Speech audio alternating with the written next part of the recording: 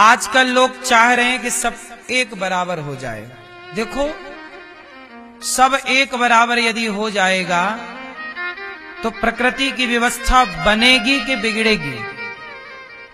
बोलो। आप कहो कि सब एक बराबर हो जाए, आप लोग तो खुद भेदभाव करते हो, किसी और से नहीं, अपने शरीर से। आप लोग अपने शरीर में भेदभाव करते हो कि नहीं? बोलो हां कि ना। कैसे करते हो? आप अपने शरीर से भेदभाव करते हो कि नहीं? नहीं करते। हम बताएं कहां? देखो, अपना हाथ गाल में रखो, गाल में हाथ रखो। आप लोग अपना हाथ जब गाल में रखते हो ना, तब हाथ धोते नहीं हो, और यही हाथ जब शौच करने के लिए आप बढ़ाते हो तो धोते काहे हो? यह भेदभाव बड़ा गलत है आपका। जो लोग कहते हैं भेदभाव मत करो, उनसे पूछो कि भाई तुम्हारे शरीर में ही तुम भेद कर रहे हो। गाल पे हाथ रख के धोते नहीं हो, और शौच करने के बाद आप हाथ काहे धो रहे हो? तुम्हारा ही तो शरीर है, और कहीं थोड़ी हाथ लगा है। लगा तो तुम्हारी शरीर में है, वो भी तुम्हारी हिस्सा है। भेदभाव है कि नहीं?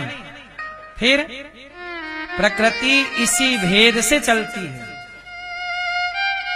जो लोग कहते हैं कि हम सब एक बराबर करना चाहते, नहीं। गंगा और सामान्य नदी एक नहीं हो सकती। हो सकती है? गंगा गंगा रहेगी, गंगा का पानी कभी हजारों साल तक कीड़े नहीं पड़ते, और बाकी नदियों के पानी में खराबी आती है। तो सबको बराबर आप कैसे कर सकते? प्रकृति नहीं कर रही है, तुम कैसे कर सकते हो? बोलो हां।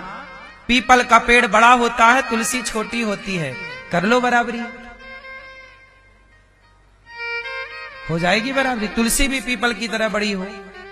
आम छोटा होता है, कद्दू बड़ा होता है, आप कहो नहीं जी हम बराबरी चाहते हैं, कद्दू भी आम की तरह हो। फिर बराबरी नहीं हो सकती।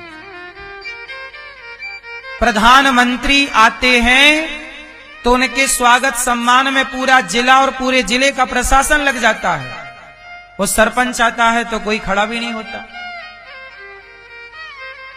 तो सरपंच और प्रधानमंत्री दोनों ही इंसान हैं और दोनों भारत के नागरिक हैं, पर दोनों का सम्मान अलग अलग है कि नहीं? क्या एक हो सकता है? बोलो। तुम्हारा अपना कानून भी तो एक नहीं कर सकता। कर सकता है तो कर लो ना, फिर सरपंच का भी उतना ही सम्मान हो जितना राष्ट्रपति का सम्मान है। बराबरी से नहीं चलता सिस्टम। स्वागत सम्मान उन्हें मिलेगा और सरपंच के स्तर का स्वागत सम्मान। आप कहो जी सब बराबर है, कैसे बराबर हो सकता? आप खुद नहीं बराबरी कर सकते, चाह के नहीं कर सकते, और ये व्यवस्था ऐसे ही चलती है। अब जैसे आजकल लोग बात करते हैं स्त्री पुरुष बराबर है। आप बताओ स्त्री पुरुष बराबर है? जोर से। कभी हो सकती है? कौन बड़ा है स्त्री पुरुष में? जरा सोचिए। लोग कहते हैं स्त्री पुरुष बराबर हैं। अरे भाई, स्त्री पुरुष नारी हमारे यहां पहले है। सीता राम, गौरी शंकर, राधे श्याम, लक्ष्मी नारायण, नारी पहले है। लड़की को देवी कहा जाता है, लड़के को देवता नहीं कहा जाता। समाज में नारी का सम्मान ज्यादा है कि पुरुष का? बोलो। नारी का सम्मान ज्यादा है सनातन में। बच्ची को कन्या बुलाते हैं और भोग लगाते हैं, लड़के को कहां कोई देवता मान के पूजता है? बेटी हुई तो लक्ष्मी हुई, बेटा हुआ तो नारायण कहां हुआ? कौन बोलता है? हैं? जबकि लक्ष्मी है। सही कह रही हो। तो नारी का सम्मान समाज में ज्यादा है।